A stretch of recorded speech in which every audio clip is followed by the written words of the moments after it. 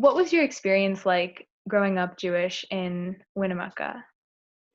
Um, a lot of hiding, a lot of not being able to truly be yourself, due to fear, primarily.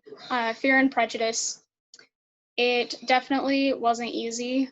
Um, for most of my life, until I was about 18, I would just lie about being Jewish because it was too risky for me to tell the truth. And it was the same for everybody else in my family, too. My brother would vehemently deny that he had any kind of Jewish ancestry or anything to do with Judaism at all. It didn't really stop people from calling him a dirty Jew as he walked down the hallways in the high school and then sparking fistfights. But for me, I didn't fight physically. I fought more with my words.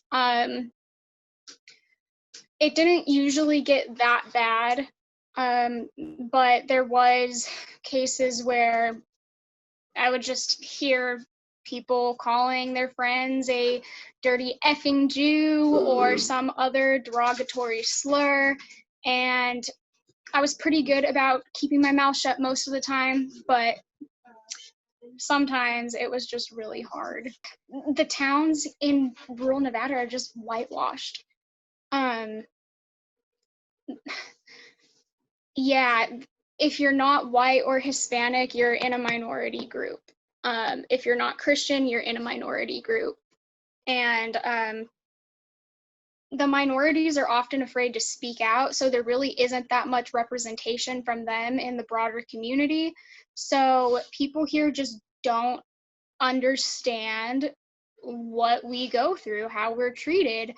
And I think a good thing to do would be maybe to have different minorities from the community do some kind of presentation on racism, prejudice, and the daily life of being a minority in a rural community, because people don't know, they don't understand.